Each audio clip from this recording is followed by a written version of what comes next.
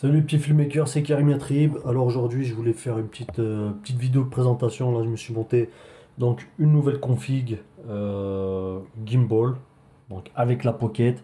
Je vais te montrer un petit peu tout ce que j'ai. Voilà, je voulais vraiment, voilà, je me suis fait ce setup là pour un projet en particulier que je vais faire. Et tout simplement, j'avais besoin d'avoir un follow focus, etc. Donc voilà.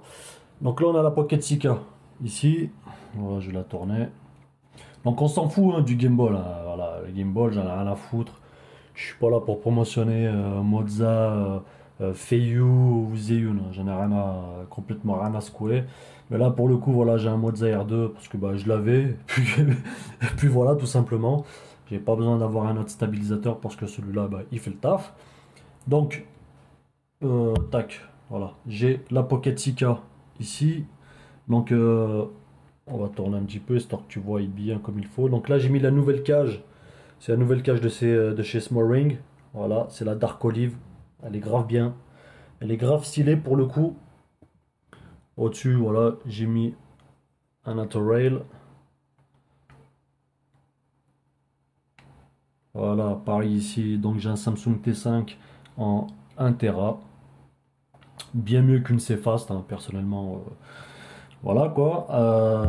Qu'est-ce que j'ai mis? J'ai mis ici bah, la petite monture du disque. Pareil, small ring. Donc faut faire attention à cette monture de disque. Elle est vraiment compatible qu'avec cette cage. Pareil pour le bloc HDMI et le bloc USB-C. Personnellement, ça, faut vraiment l'acheter.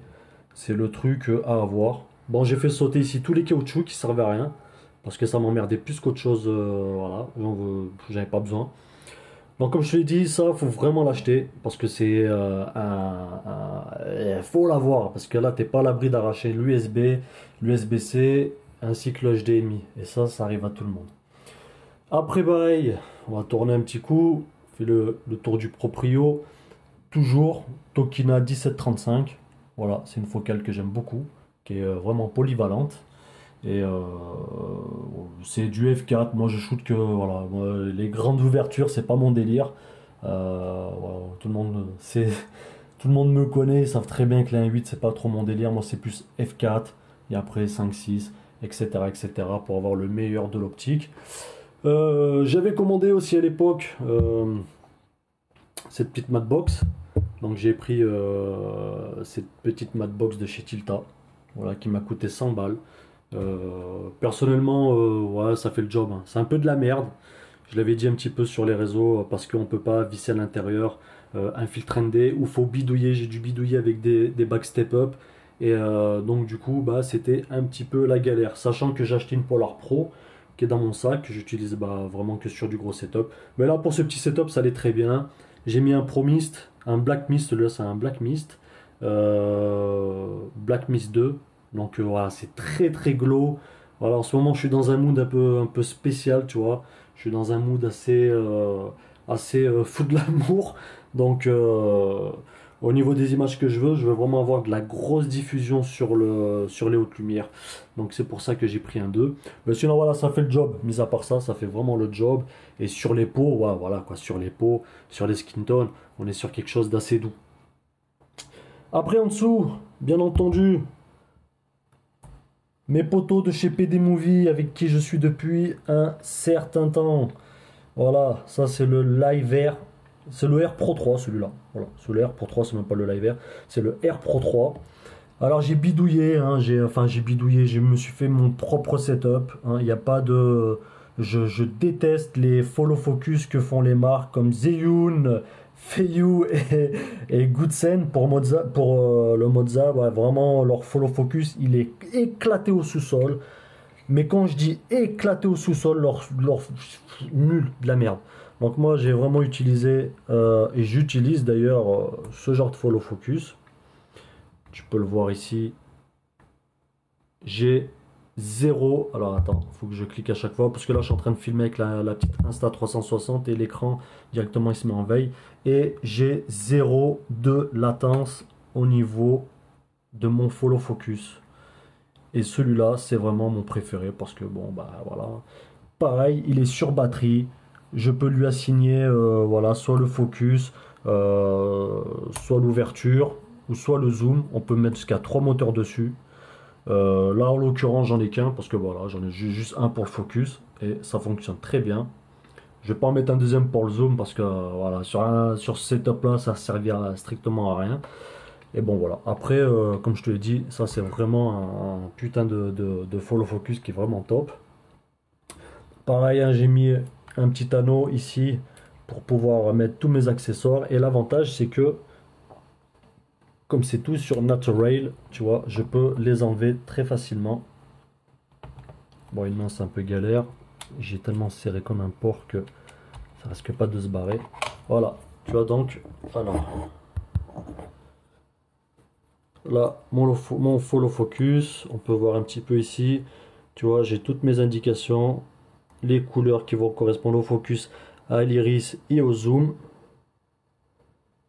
Voilà, je me suis fait un petit setup, tac, que je peux mettre directement sur mon stabilisateur et que je pourrais utiliser aussi sur un retour. Après pareil, sur le tech, je vais tourner un petit peu.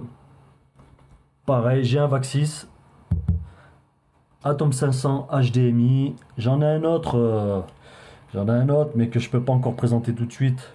Donc je vais faire une review. Ça sera un autre transmetteur sans fil. Donc là c'est le Atom 500 que j'utilise. Voilà, ça c'est du matos avec qui je bosse. Et enfin je parle avec les marques bien sûr. Et pour le prix, eh ben, sur le marché on est bien moins cher que sur du Holy Land. Et ça fonctionne très très bien. Sachant que j'ai mon retour à côté. Donc là voilà, je le mets ici. Je suis pas obligé de l'utiliser. Alors ce genre comment dirais-je, du transmetteur sans fil, hein, je l'utilise vraiment dans certains cas de figure, hein, si j'ai besoin d'avoir un retour client. Ces derniers temps j'ai eu pas mal de taf avec des boîtes où je l'utilisais, je faisais des retours directement sur TV et les clients ils étaient super contents, posés sur le canapé au calme, ils étaient en train de regarder les images et ça permet aussi de donner une autre dynamique au tournage. Donc voilà, je l'utilise sur certains tournages, pas tout le temps. Pas tout le temps. Ok, voilà. On va partir en sucette avec les câbles qui tirent. Donc, pareil, la Pocket, comme je l'ai dit, elle est sur batterie V-mount. Alors, est-ce que je peux le tourner un peu plus? Voilà.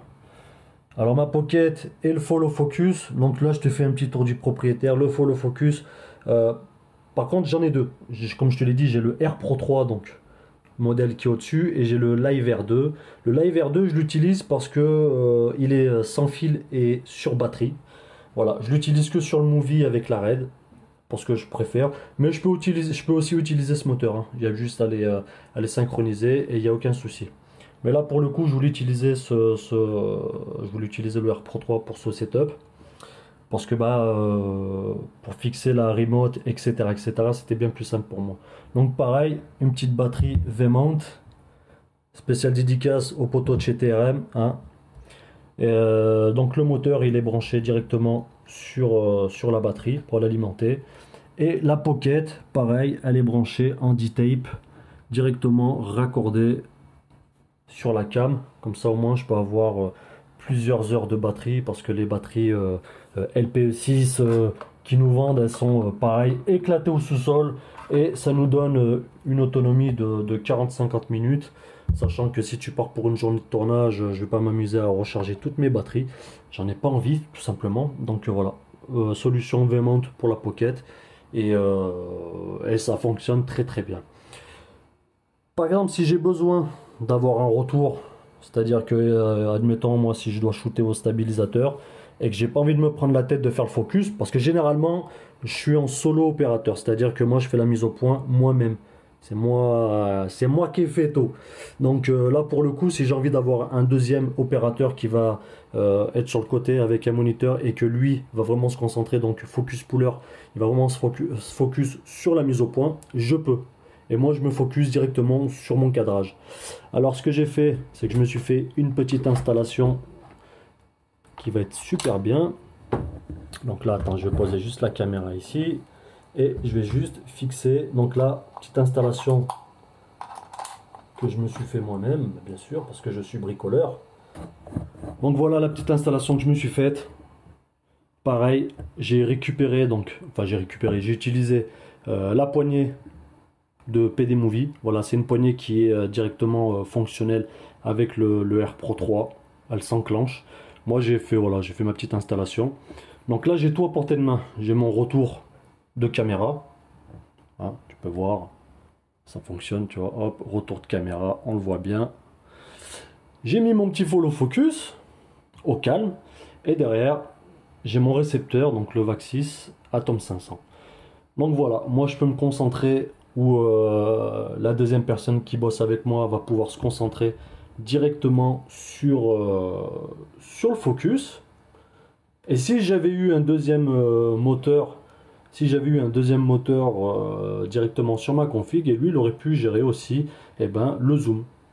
Pas le diaph, parce que le diaph c'est une optique électronique. Mais voilà, l'idée c'est de pouvoir comment dirais-je, s'alléger de plusieurs tâches en même temps. Donc voilà, ça c'est un petit setup que je vais utiliser, qui pèse un peu son poids, hein. Je vais pas te dire que ça pèse que dalle, que ça pèse que c'est pas lourd. Ça pèse son poids, mais en l'occurrence, tout ce que j'ai dessus, c'est vraiment des choses dont j'ai besoin. Alors oui, ça fait sapin de Noël, je te le reconnais. Je te l'accorde, ça fait un sacré sapin de Noël. Mais voilà, vous me connaissez les gars, j'ai toujours des configs du futur qui pèsent 3 tonnes. Mais bon voilà, je shoot, je pose, je shoot, je pose, je vais pas me prendre la tête. Je vais pas me prendre la tête à tenir directement le setup.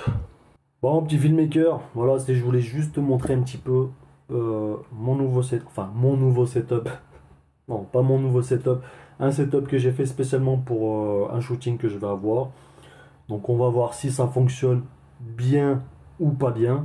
Mais bon là je pense que ça va être cool. Ça va être cool. Après comme je te l'ai dit, le transmetteur sans fil, là c'était vraiment juste pour te montrer. Je pense que pour le shooting que je vais avoir, j'en aurai pas besoin. Donc je l'enlèverai.